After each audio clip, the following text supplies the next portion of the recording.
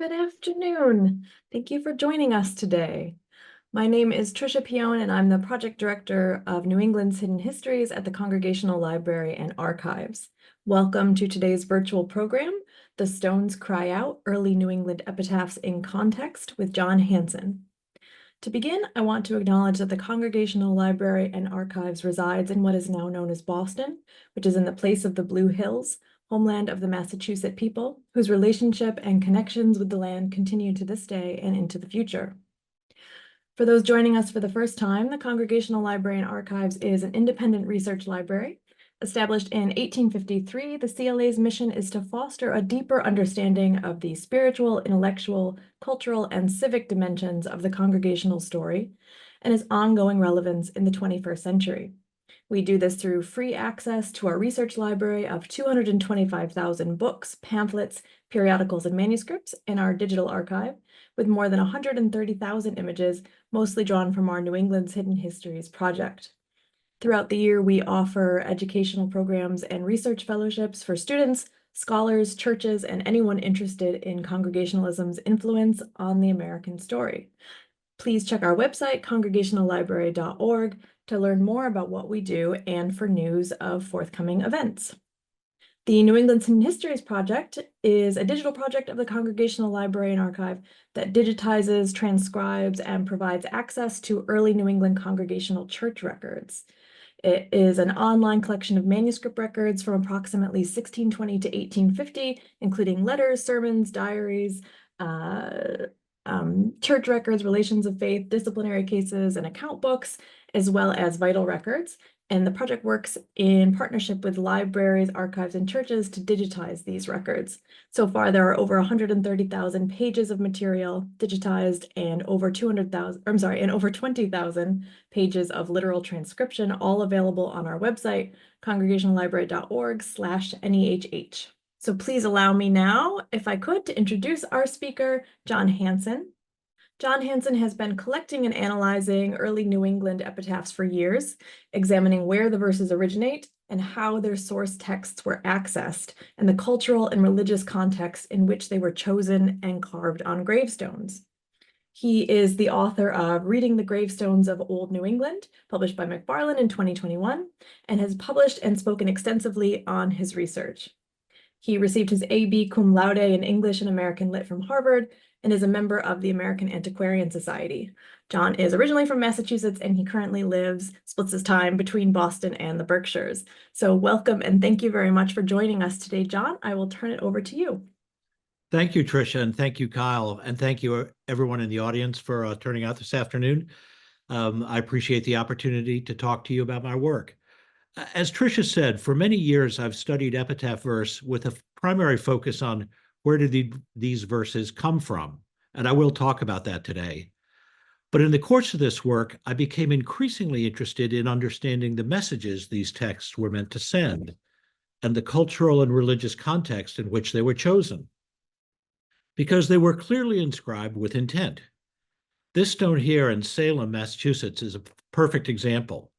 If you can read it, the epitaph is, "This stone has something great to teach, and what you need to learn. For graves, my friends, most loudly preach man's infinite concern." This inscription is meant to command attention. Alice Orne's survivors paid to have it carved and placed where her surviving family and congregants would read it and derive a necessary lesson from it. What is that lesson? Well, in this case, it's that the prospect of death must be our greatest concern if we are to have a hope of eternal life. The source text is Death and Eternity, a poem by Isaac Watts.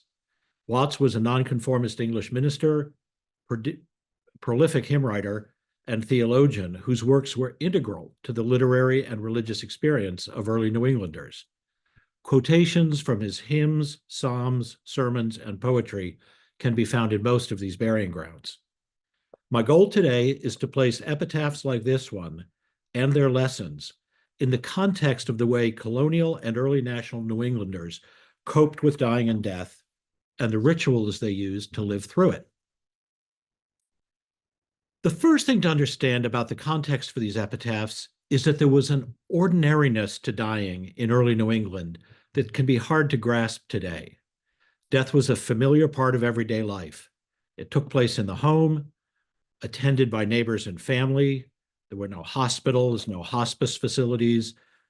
Most people, unless they drowned or had the kick of a mule, died in the bed they slept in. Most people in the community would attend each funeral, walking from the deceased's home to the burial ground.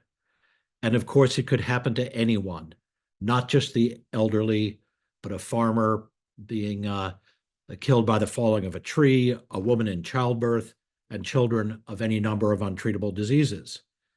This sense of death anytime, anywhere was very much a part of contemporary culture, and it often finds expression in the epitaphs chosen. Loring Howe's short verse here in Yarmouth, Massachusetts, is from the New England Primer. The Primer was part of the daily reading life of these people, and one of the first books a child would learn to recite. There's another passage from the Primer that is also often found on these gravestones. In the burying ground I may see graves shorter there than I. From death's arrest no age is free. Young children too must die. So you see that this acculturation, this taking for granted of death, began very early in life. Here are the stones of three brothers, the Clay brothers, in Greenfield, Massachusetts. I realize it's hard to read, so I've superimposed this. If you look, all three died within 2 weeks in August of 1882 of smallpox. When an epidemic like this hit, there really wasn't much you could do but pray and organize a fast day. The verse, O death thou insatiate archer, is from Edward Young's Night Thoughts, an almost entirely forgotten work today, but one that was widely read in its time and very popular as a source of epitaphs. Night Thoughts is a long blank verse poem about the inevitability of death, the uncertainty of its timing, and thus the vanity of our mortal ambitions and pursuits. Young was one of the devotional poets and writers who provided early New Englanders with a literature that went far beyond the standard fare of Calvinist sermons and religious tracts. And in this case, as you can see, the words about thy shafts flew thrice perfectly fit the poor clay parents' situation. Here's a somewhat different expression of this worldview of death. It's from just a decade later, but a very different tone. We're in Eastford, Connecticut, by the way. Note that sentimental urn and willow motif that becomes very popular in the 19th century. The source is a family tablet, a collection of devotional poems by Abiel Holmes, first published 1796. Holmes, as many in this audience probably know, was minister of the First Church of Cambridge from 1792 until he resigned in 1831 amid raging theological disputes with his congregation. In the opening verse, we see a clear instruction to read yonder stone, and reading heedful learn. The sonnet is all about the survivor's experience of death, the loss of the deceased. We can see why the image of a young woman, fair and blooming like an opening rose, would have appealed to the grieving mother, Betsy Work. The loving Ovander thinks all his earthly bliss is secure, but he and we are reminded the promises of this world always turn out to be illusory and easily overthrown. Death may have been a routine part of life for these people, but that did not reduce its infinite significance. On the contrary, for most members of these communities, death was understood as the critical moment of transition from a short stay in this world to eternity in the next. Consider this epitaph in Bloomfield, Connecticut. It's a young minister, preacher of the gospel. You can see his effigy here, complete with his clerical collar. He's confronting his own imminent death. It says that this is being composed by himself upon his deathbed. And by the way, it's quite rare to see an epitaph attributed to the deceased. One of very few examples I've seen. He's clearly incorporating imagery from Jonathan Edwards, who emphasized how thin a thread keeps us from dropping into the pit at any minute. Here, that thread swings from its slender point, carrying the weight of all eternity. And I find this line, a breath, a gasp, a groan, and lo, we're seen no more, really quite good work. A very moving epitaph, I think. So, how did a community which was so constantly focused on the presence of dying and death cope with the risk it implied to our prospects for eternity? One common ritual was to use the event of a death as a call to prepare, to confess and repent one's sins. The phrase they used was to sanctify the death for your spiritual gain. In this context, prepare has nothing to do with having your will made and your worldly affairs in order. It's about confessing and repenting your sins every day. Because if you were not prepared, not in a state of grace, you face the prospect of eternity in a very real hell. This is a quotation from the diary of Reverend Ebenezer Parkman of Westboro, a wonderful source for many different types of scholarship on 18th century life and religion. Parkman clearly lays out the basics of what a good Congregationalist means to prepare. Right behind, not me, but Kyle and Tricia, right behind you in the granary, you can read this absolutely classic version of this message. I'm sure this verse is familiar to all of you in the audience. You can find this or a variation on it in almost any burial ground. I often hear this verse spoken of as creepy or intentionally frightening, but I'd suggest it should be read very differently. It's offered for the reader's good, as a salutary prompt to be at one with God today, just as Reverend Parkman urged. Use my death for the good of your soul. Preparing for death was a well-understood task with a very specific meaning for these Calvinist congregations. As this audience knows very well, there were fierce theological disputes between Old Light traditionalists and New Light revivalists about how to prepare for death, but there was no disagreement about the need to prepare. So for John DeCoster and his friends, and for all contemporary readers, this was not a trite or cliched choice of epitaph. It had real urgency. Here's a much shorter version of the same in Sheffield, Massachusetts. Pretty straightforward, I think you'll agree. That choppy scansion actually reinforces the blunt message. If you don't hear, there's cause to fear, which is highlighted by the little manicule that the carver inserted. Not uncommon, you see it from time to time. Here's another variant. This is in Waltham, Massachusetts. The clear message of this epitaph is to prepare before the opportunity for grace is gone. It's really quite explicit about it. This echoes a theme that recurs often in these burial grounds and in the devotional literature of the time. One popular epitaph is, "There's no repentance in the grave." Another one, which also appears in one of my favorite funeral sermons, actually it's not a funeral sermon preached on the occasion of the execution of a murderer. The minister emphasizes, "As death takes you, so eternity will find you." And there's a Watts hymn that says, "Life is the time to serve the Lord." So over and over, we hear these messages, which were part of the cultural fabric of the time, to make good use of your short time in this life, preparing for the next. Another idea central to how these early New Englanders coped with death was the need to achieve a rational or well-grounded hope for salvation. One very important, well-established ritual for attaining this hope was to summon the minister when death was imminent. Not to pray for recovery, living or dying was entirely in God's hands, but to review the congregant's spiritual condition, to hear them confess and repent, and to try to reconcile him or her to their Lord. If this ritual is successfully completed, both the dying person and, importantly, their family could have a hope for their rational salvation, though never a certainty, not in these late Calvinist communities. There was still that lingering belief that only God can know for sure who is damned and who is saved. And here's one of many such visits that Reverend Parkman describes in his diary. She had not the assurance, but seemed to have had a well-grounded hope. That would have been a very satisfactory state of mind for Reverend Parkman. Here's a fine expression of that way to righteous hope from the Lenox Church on the Hill Cemetery out in Western Mass. Look at those stylized wings and that impressive crown. The soul of Love Wells is confidently on its way to glory. Clearly, her deathbed interview went well. And again, that is completely reinforced by the epitaph, which appears to be an original composition.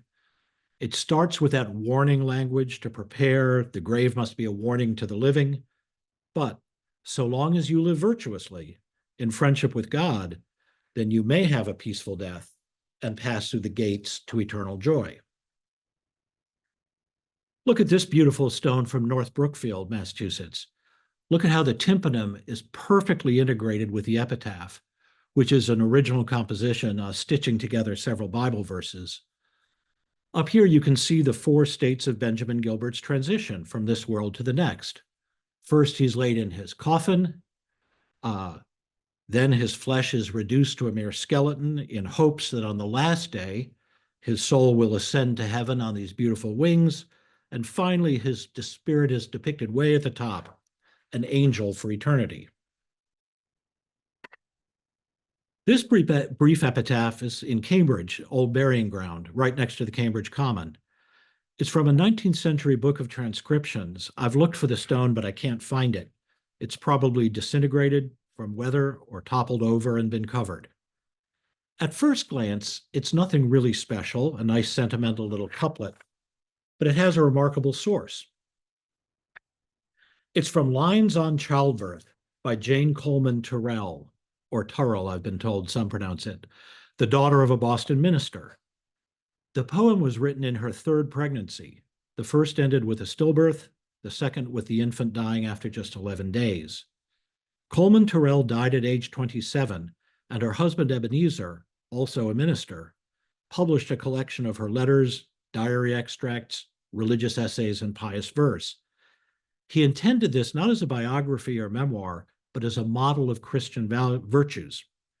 He describes this poem as one of several, and you can read this up here, wherein she declares she has laid hold on the covenant for herself and for her children, and her faith concerning them, and hopes, there's that word, to meet them at the right hand of Christ another day. And clearly her words were read and resonated by James Prentice's survivors, helping them, giving them a vocabulary for expressing their feelings of grief and hope. Here's another fine example of hope from another important early woman writer, this in Milford, Connecticut. The epitaph provides an unusually detailed narrative of the soul's step-by-step progress from death to eternal paradise. The first couple lines are static, earthbound, all about dust.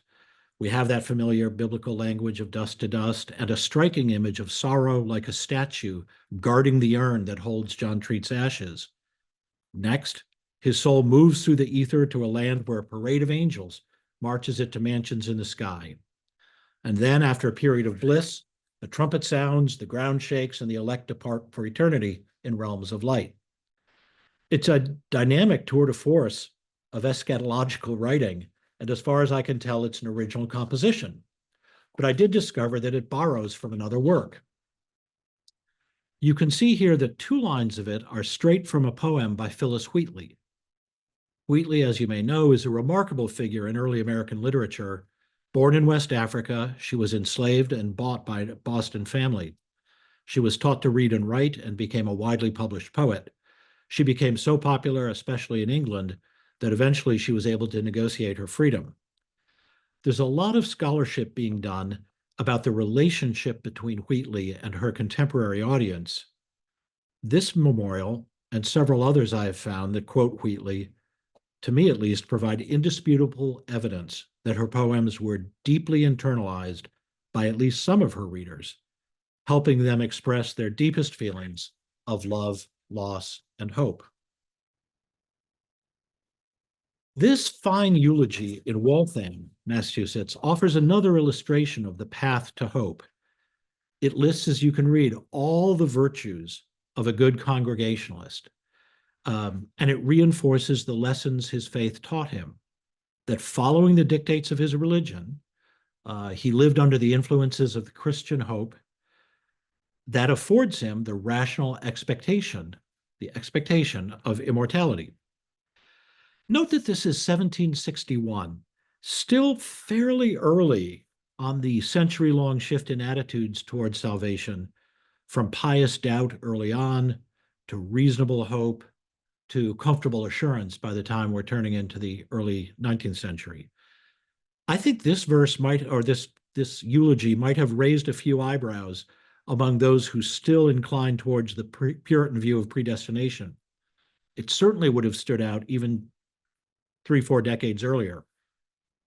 For a deacon of the church, this epitaph sounds like a deliberate doctrinal statement of his belief in a more liberal theology, where good works and righteous living can and do improve our prospects for eternal happiness. On the other hand, in contrast, a more cautious, less confident attitude is expressed in this epitaph from Hadley, Massachusetts. You can hear the old Puritan belief that God predetermines which souls are saved and which are doomed, and that too much confidence in one's own salvation is outrageous presumption. These verses rebuke the surrounding stones with their fine eulogies and rhymes about hopeful souls soaring to heaven. I think it cautions the reader, maybe, but those words may all be just vanity. None of us will know for sure until the day the saints rise. And this is in 1787, perhaps a little late in the evolution of religious attitudes for this sentiment. It just goes to show that beliefs did not change overnight, nor all at the same time, nor in a strictly linear fashion. In fact, you can sometimes find that classic prepare for death and follow me warning well into the 1840s. I like to think of some old codger grumbling about the ascendancy of the UUs and insisting on having it carved on his gravestone. Okay. The minister's visit principally concerned the dying.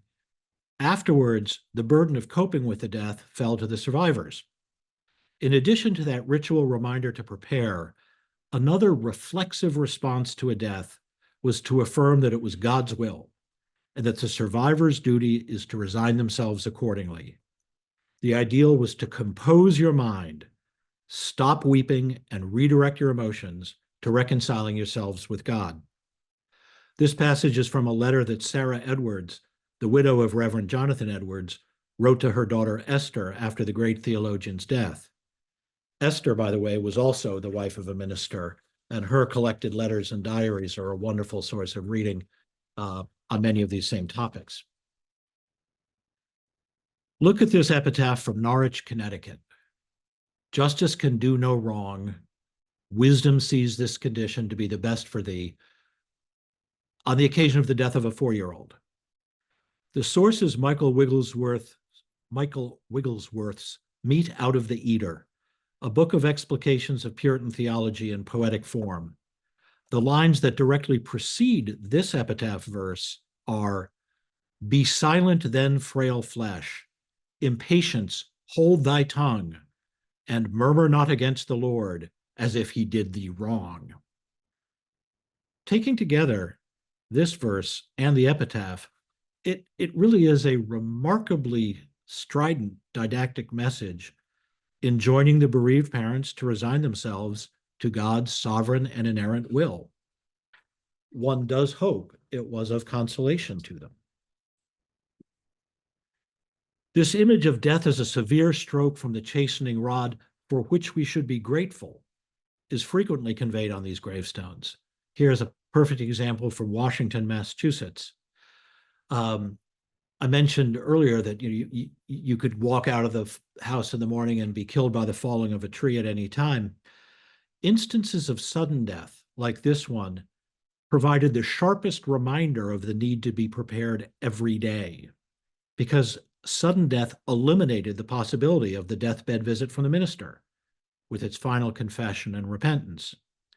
For this reason, diarists often make a special point of noting and commenting on sudden deaths. Esther Edwards Burr wrote to her correspondent friend many times on the subject of sudden death. And you regularly see these incidents described, carved on the stone. And by the way, this little signature in the lower right by the carver, this was made by the Eli shop in Pittsfield, Mass. It's infrequent, but you do see it from time to time. A lot of times it's fallen below the ground level as the stone has sunk. Another belief often expressed in these burial grounds, very much part of the worldview of early New Englanders, is that, at least for the righteous, death constituted a welcome release from the troubles and infirmities of everyday existence. Life for most people was fraught with taxing labor, physical danger, and economic uncertainty. A bad crop could mean poverty, if not starvation. In the absence of anything more than rudimentary medicine, injuries, when not fatal, often became permanent disabilities, and chronic illnesses could languish for years. For many, the prospect of death offered a respite from this world's relentless toil and sorrow. Leave it to that great hypnotist Isaac Watts to have a wonderful expression of this sentiment here in Becket, Massachusetts. Here, death is the cause for joy, an opportunity to put down our worldly cares and toils and joyfully stretch our new wings and soar away to paradise. This is the only Watts hymn I'm sharing today, but I assure you his work is everywhere in these burial grounds. And unlike Edward Young, his work endures to this day. Any of you who have sung in a church choir have sung his words, not his music. He didn't write the music, but the words. And we all know his nativity hymn that begins, "Joy to the world, the Lord is come." The original text of this hymn refers to the biblical 70 years, 70. Watson's survivors tweaked the line to match his great age. But here on a stone in Monterey, Massachusetts, you can see the original psalm quoted in full. If by reason of strength they be fourscore years, yet is that strength labor and sorrow. I quite like the personalization in those first two introductory lines. Realized here obviously means real or lived. Deacon Hale really did make it to the fourscore and more. And apparently, he often told people in town that it was indeed labor and sorrow to live past 70. I like this because in this case, we can see that whoever chose these lines did not just know Deacon Hale, but knew him well enough to commission and pay for this little biographical anecdote. Death was not just a welcome release for adults. Because life is so full of tribulations and all its seeming pleasures turn out to be sickly, it would be better to die as a child and be spared the whole sorry show. And that's the message of the Brewster children's epitaph, also in Becket, by the way. I've always liked the way the two children are depicted here at the top, almost as if they're in sort of a duvet or perhaps even in a coffin in their shroud. The source of this verse, sickly pleasures all adieu, happy, happy from the womb while we hasten to the tomb. It's an anonymous poem, Epitaph on an Infant. I found it in a contemporary anthology of exemplary prose and poetry, Murray's English Reader. And it's also transcribed in the Commonplace book of a late 18th century Boston physician, which I found in the Boston Athenaeum. Neither source identifies the original author. Whoever he or she was, evidently the text was available and read at both ends of the Commonwealth in the 1780s and 90s. Let me end with this stone in the Concord Old Burying Ground, Old Hill Burying Ground in Concord, Massachusetts. Like that David Livermore stone, this epitaph illustrates the point that death was not just an occasion for private grief, it was a public event, a chance for the survivors to hold up the deceased as an example to the rest of the community. And incidentally, in doing so, to demonstrate their own righteousness. So you often find these fine eulogies in stone. They're formulaic, but they are individualized. It's not the exact same text over and over. Listing the exemplary Congregationalist virtues, pious without affectation, charitable without ostentation, etc. Then look at the very end.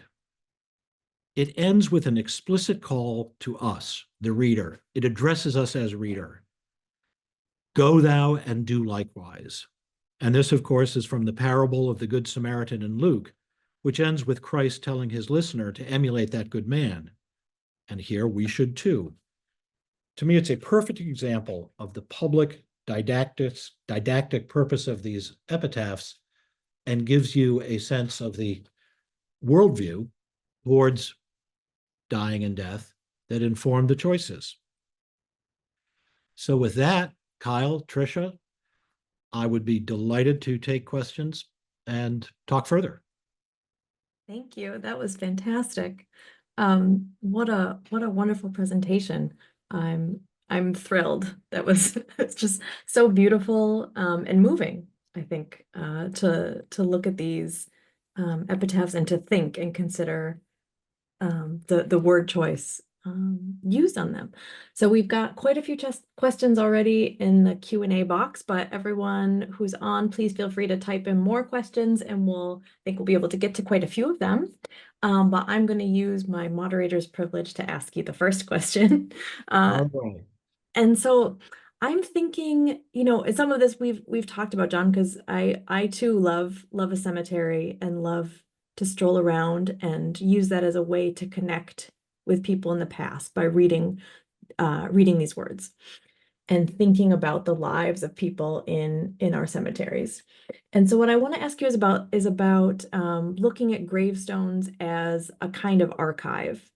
Because what we've got in the New England's Hidden Histories project is we have all these these manuscript records, volumes of church records, which give us some clues about people's lives, and some of them do overlap with the information on a gravestone, right? We get the date of birth and the date of death.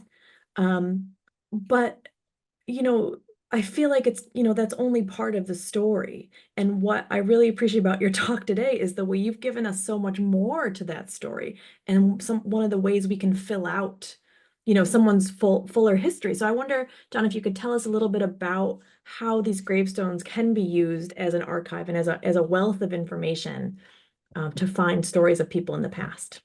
Gosh, thank you for the question. What a softball. Where I'll try not to go a half an hour on it.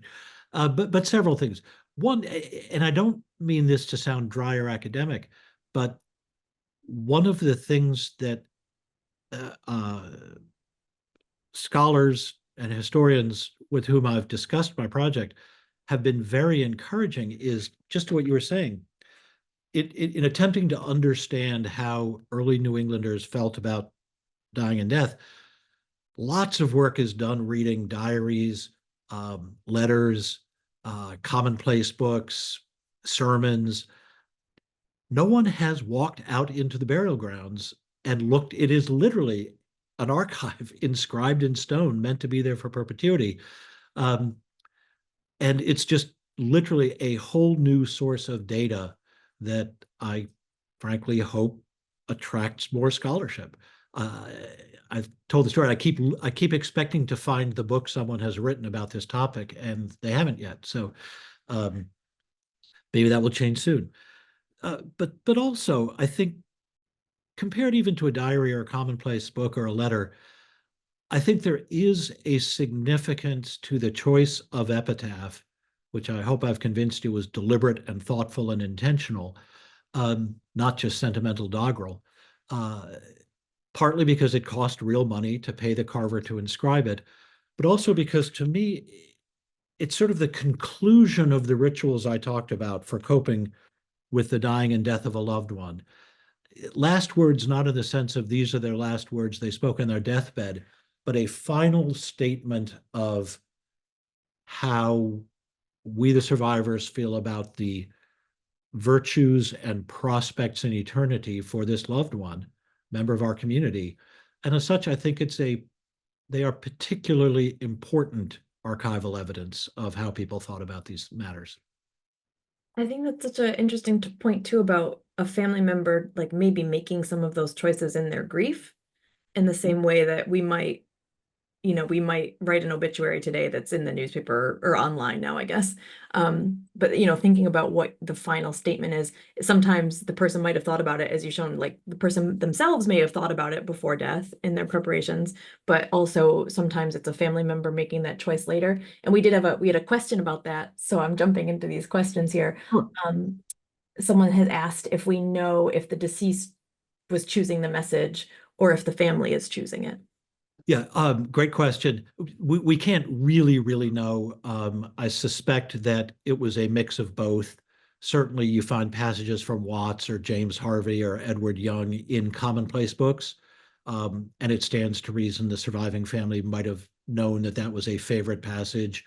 Um, in some cases, there's one diary in which a aged parishioner tells the minister the text she wants him to preach from at her funeral sermon.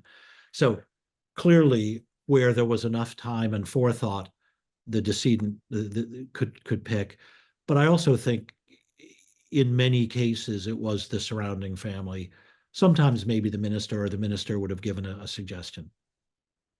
One question is, who in early New England was given a gravestone? Is there anything we can read into the fact that their family did purchase a stone for them? Yes. I haven't done the detailed, socioeconomic work on this, so it mostly what I'll say is just things I've picked up from various conferences and what you might imagine. You had to have enough ready cash to be able to pay, or if not ready cash, sometimes it was done on a barter system, but Mhm. to be able to pay the equivalent of $10 or so for a gravestone, um, as much as 10, somewhere between 2 and 10. So almost by definition, there was a level of affluence involved. If you couldn't afford to carve a stone, there was often be like a field stone marker or a wooden marker, but those are just all long gone now. Um, and of course, many of the gravestones are gone, vanished, as I said. So it's actually hard to do empirical analysis on the topic. Um, Not everyone had one. Not everyone had a fancy one or one with an epitaph. But I do think you see post-dated ones. You sometimes see the wife and three children who had died, over perhaps 8, 10 years prior, and you have this sense of the household saving up their money until they can do a proper stone. So I think it given the importance of demonstrating to the community that you cared, probably drove up the number of people saving their pennies to have a stone. Hmm. Excellent. Yeah, I think sometimes thinking about the spaces in cemeteries that are unmarked currently, but we know contain remains because they were probably, like you said, they could have been the field stones or wooden markers Absolutely. and Absolutely. family burial plots too, right? In a disused New England graveyard, if there's a corner with no stones on it, trust me, it's not unoccupied. It, Question here from Diane, who has asked, she says she'd be interested in hearing about any trends or patterns you've observed in the artwork on the top of headstones. sure. There's a very familiar trend. In fact, it's interesting, just the luck of the draw. I did not uh, give an example of the earliest one, but I have a backup slide. So thank you for asking. Up from the 17th up to the early 18th century, the typical design, if you can see it here, was very much a winged skull. That was the iconography that we associate with the earliest stones. And that is, I mean, scholars vary in their assessment, but think of that as the triumph of death. That is a stark reminder to us of our own mortality and to go home and contemplate it. It sort of directs our attention downwards. Um, then over time, the trend became more of what's called a soul epitaph. These are not meant to be portraits; they're just abstract representations of the deceased on their wings, transitioning from this earth up to heaven. And then by the late 18th and early 19th century, that more sentimental willow and urn motif that I showed you early on comes in. That general sequence is well established. Um, and is probably more linear, less overlap than with the theology implied in the epitaphs. But even there, you can see the winged skull well into the 1700s. Uh, I'm always surprised by how early in the 1780s you start to see the willow and urn. So there was overlap, but that's the general trend in iconography. Thank you. And there's, Question by the way, from, there are lots of wonderful books on the subject, yes, which I urge people to look into. That it's a well-studied and beautiful field. yes. And information, I think you mentioned the note about the carver on one of them in Yep, Pittsfield. There's also some works on that if anyone's interested in learning about the stone carving too. absolutely. Question from Michelle about this, if you could say some more about the stones with quotes from Phyllis Wheatley, how many there were and where you found those. No, great question. I should have had that at my fingertips. I think I'm up to about a half a dozen now. The one I showed was in Connecticut. There's one right in King's Chapel in downtown Boston. Um, I don't have it in front of me. I'd be happy to respond to that via email. Um, when I wrote the book, I hadn't found any. I was sort of looking for her. Uh, many women devotional poets are in the book, are well represented. Some you've heard of, some you haven't. Wheatley, I was looking for, and I think it's just the luck of the draw. You start to come across them. Obviously, never attributed, and often they took several different lines and sort of patched them together, which to me, again, speaks to the fact that these were not just upper class Bostonians, reading this interesting person's poetry while sipping their tea. These, her work was internalized and went to the heart of at least some of her readers. Yeah, it spoke to people and they connected with her words enough to want to have them carved on their gravestones. That's amazing. Yeah. Yes, and a long answer, but sometimes 18th century elegiac poetry can seem a little unemotional, a little lofty, a little neoclassical to us today.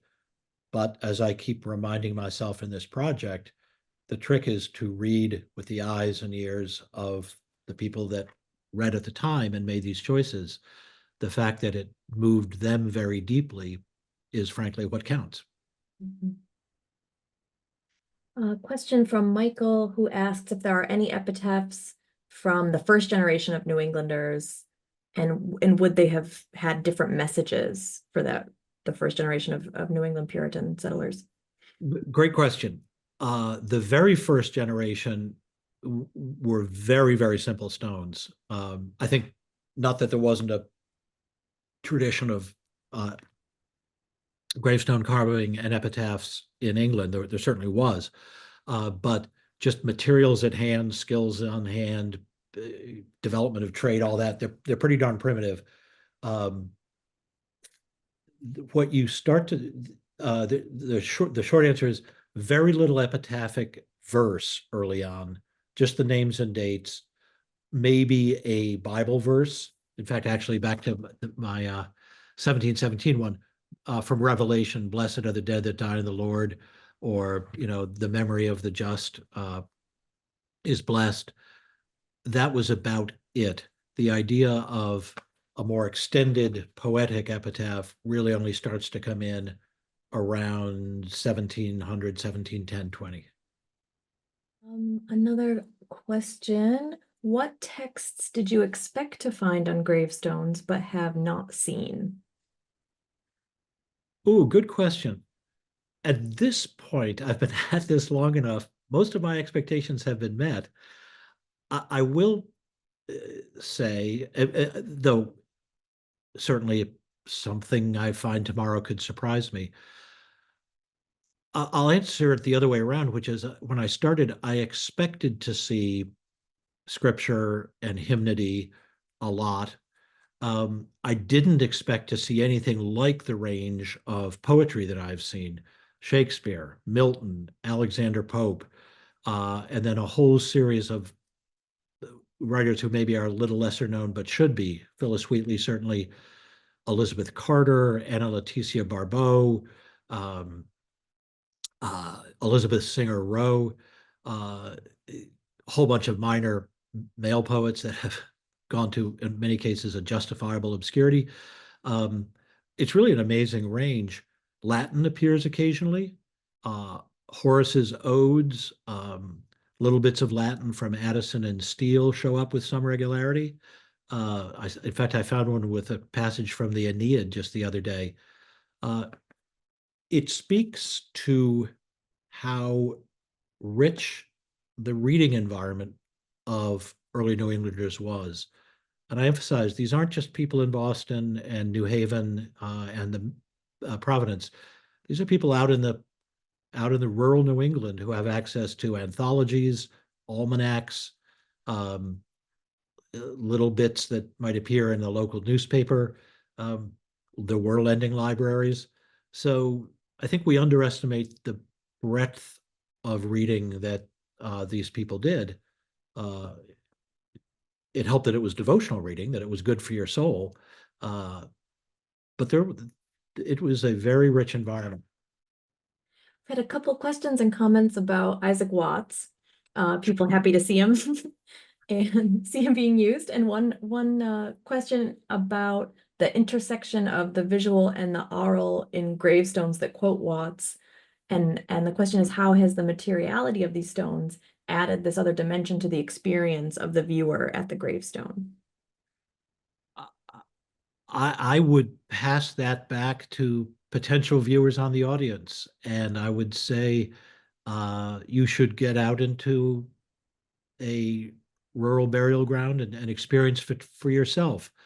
Um, you know, I've spent a lot of time on the literature of the carvers. It's not clear to me that they would have thought very differently about how they designed a Watt stone from any other stone.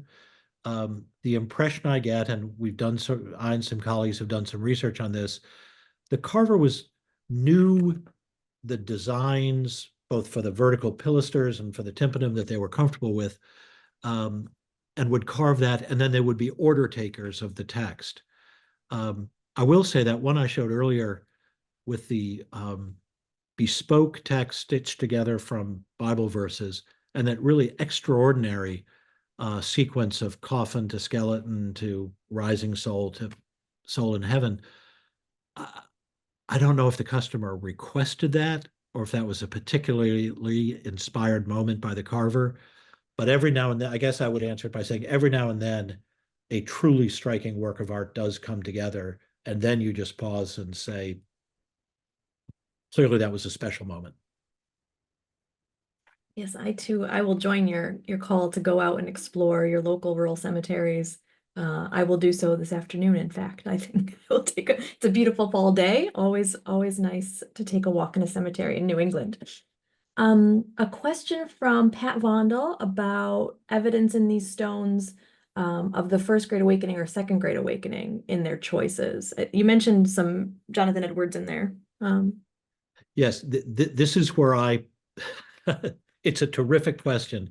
I pause at the edge of this abyss every time because um, I'm not sufficiently versed in the nuances of that shift of those debates to be authoritative. The couple of things I will say, having discussed this with scholars who are that authoritative, um, I, you can hear echoes of it, but two ways I'd address it. First is I think my understanding is a lot of that had to do with how you personally experienced grace and salvation, um, how you prepared yourself either sort of by following doctrine in the book versus a more personalized, spiritualized response. And I'm not sure you can get that from the stones.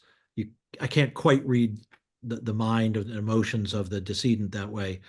Um, though you can begin to get glimpses. I think the more hopeful, the more you hear expressed the sense that surely good works and living well must have some influence on our ability to hope for salvation. You could argue is a bit of that. What I will say is one serious scholar told me that what he read in it was just sort of the independence from that debate. Uh, some of the things that the families were thinking out about around the deathbed uh, as they went through their commonplace books and maybe their dog-eared hymnals to find the right text maybe just didn't have a lot to do with the latest debates coming out of Cambridge and New Haven, and that there was almost this substratum of long-held family-level belief, and that's what we read in the Stones. Um, I am sure, I hope someday some scholar of the Great Awakening will spend some time in the field looking at stones and start to draw some of those connections. Got a couple questions about language and poetry. So I'm gonna put these two questions together as a two-parter. One question from David is, to what extent can these epitaphs show the evolution of the English language? As he says, for the past couple decades, Shakespeare in original pronunciation has gathered some interest. How often do you come across epitaphs that once rhymed but no longer do? And then the second part is from Wendy Roberts, and she has asked about the circulation of 18th century poetry, and says that that poems were typically circulating in manuscript or in print, but this seems to be the opposite because the stone doesn't move. And so asking us to think about the circulatory practices of poetry showing up on gravestones. So two kind of related questions about poetry and language and the stone as a medium. Sure. Let me take the second one first, and then I'll try in parallel to come up with a cogent answer on the first one. The easy answer is this isn't where the poetry circulated, it's where it landed. But to me, if you look at the number of different places across New England where you can find, Elizabeth Singer Rowe or Julia Sargent Murray or any one poet, Alexander Pope, it goes to show it is clear, concrete, slate and granite evidence of how widely those verses circulated, whether in manuscript form, in anthologies, in pamphlets or almanacs or any of the other sources. So that's the first answer. The other thing, though, is don't underestimate the extent to which people went to each other's interments. They would go to, every time you walked through the graveyard, you read something. Ministers famously would ride from their own town to the town where a minister had died. And these were legible records available to large numbers of passersby. And it would not surprise me in the least, though I have no specific evidence of it, that some of these verses circulated because they were noted and someone jotted them down when they saw them, or the carver made a note of them. Someone told me the earlier question was, what didn't I find that I was expecting? I am still hunting, like Ahab for the white whale, a manuscript book that belonged to a carver of epitaphs I liked and that I might recommend to a customer. And we have little fragmentary bits of evidence of it. I'm actually about to publish an article on just this topic, but it's vanishingly thin, maybe a couple here and there. So that's what I'm really looking for is I found one from England at about the same time, but that wouldn't have circulated. So anyway, I digress. I hope that addresses the second question. On the first one, you probably have to do more close reading than I typically do. I would say that the stones reflect the changes of the English language in as much as they're selected from this body of literature. And some are pretty contemporaneous, but obviously the Shakespeare on a minister's grave in Bennington, Vermont, is from the late 18th century. So it doesn't really tell us anything about how Shakespeare's language was pronounced. The other variable, which complicates my answer to that very interesting question, is spelling was pretty erratic for these carvers. People were literate, but spelling was pretty non-standardized. So it can be a little hard to infer what the spoken. I don't know how these people would have pronounced or spoken the verses that they had carved on their stones. That would be an interesting topic for someone to take up. We have a few questions that have sort of asked about change over time. So Stephen asked, most modern stones don't have the same tradition of beautiful epitaphs. Why has that tradition been lost? But building on that, we've had another commenter ask, Bob asked if what's changed had to do with cost since, in the last couple centuries. Is it about privacy? Is it about modesty? And then I'll read a longer question on the same topic from Charles Hambrick Stowe, who's asked, as you demonstrate, gravestones make the personal experience of death public. I'm struck by the difference with the trend today of a small circle of family and friends scattering the ashes at significant spots in nature. There's no lasting record of the person's passing. Could you reflect on what's lost with this privatization of memory? So a few questions are getting at this question of what changed. Sure. Happy to talk about that. It'd be hard to keep this succinct and do justice to those questions, some of which I think I must again encourage people to reflect on themselves. But my collecting ends around 1820, maybe 1840, simply because several things happened. But the funerary practices in America change, and with the advent of universalism and Unitarianism, this sense of wrestling with the fate of your soul begins to frankly become less critical. Uh, the the undertaking as a profession does begin to come on, especially after the Civil War.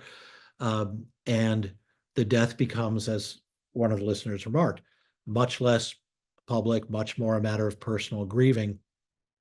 And the epitaphs become, frankly, to my mind, more formulaic, more gentle and sentimental, and they pull from a less interesting range of literature. Then they begin to go away entirely by the late 19th and early 20th century, or almost entirely. And yeah, I do think that's just sort of a reticence. I don't know if it's shyness, but uh, the engagement of the survivors with the deceased has clearly changed, and there isn't that sense of the memorial is the last stage in a ritual. It's something you have to do. It's a chore to be looked after and attended, but I don't see that. I don't feel that same emotional attachment to the earlier rituals. And on the last point, it's really interesting. This is a sociological question of considerable scale. It's true what the listener described, except for where it isn't true. If you go into a lot of cemeteries today, thanks to carving technology, you can find holograms of the person with their favorite car. You find holograms of the dog. You have QVR codes with their cookie recipes. It's actually quite startling how, for some segments, it's totally private, a distinct form of spiritualism. For others, it's very much an enduring monument. I find myself pondering the nature of what it is you want to be remembered for or known for. And um, it does seem a long way from thoughts about afterlife to recipes for cookies. But there it is. And it's who am I to judge? Um, I think what has clearly opened up, what those extremes reflect, is that as a society, we tolerate or demand or embrace a very wide range of individual attitudes towards death and eternity. It's perhaps inevitable. I suppose our society has become uh, more heterogeneous in its attitudes towards a lot of things. Excellent. Yeah, that's such a interesting question to ponder. Uh, Very well worth pondering. mm. And so we're about out of time, but I am going to ask just one more quick question, which is a couple of people have asked what your process has been for finding these stones. If you could answer quickly, and then also if you've seen, like, when you find them, are you seeing geographical distances or geographical differences in New England? Sure. On the last one, I wish. In fact, somewhere out there's got to be some interested reader who's going to be better at, you know, AI than I am, and can pull together all the vast different sources of transcriptions of gravestones. Mine is a very, I'll be the first to admit it's personalized. It's gotten large, but my database does not allow me to specify which epitaphs are concentrated in one geography or how one particular one is first seen in Middletown, Connecticut, and then spreads its way up the Connecticut, et cetera.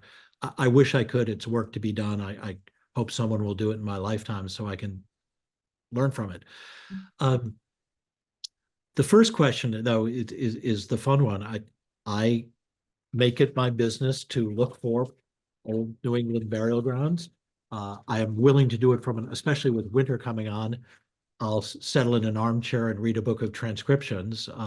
Late 19th century town histories are blessedly full of antiquarian articles about transcriptions. And just start. Google's a wonderful thing, at least for this, whatever its limitations.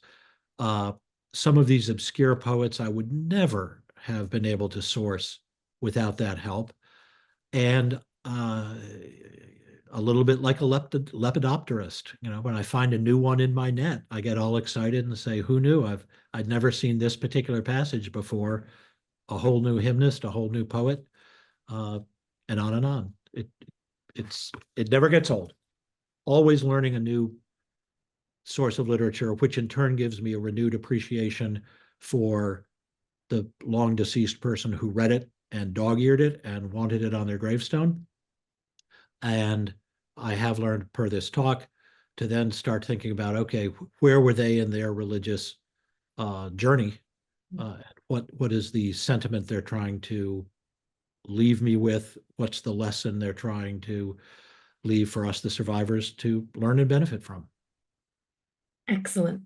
Well, thank you everyone for joining us today, and thank you very much to John Hanson for sharing your wealth of knowledge about these stones. It was really fascinating and so lovely to see these epitaphs and to see the beautiful artwork on them and to think about these words, these epitaphs, and what they mean to us today.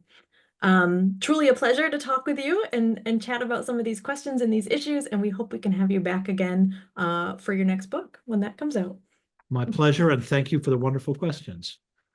Well, thank you everyone from the Congregational Library and Archives. We hope to see you at another talk soon. Thank you.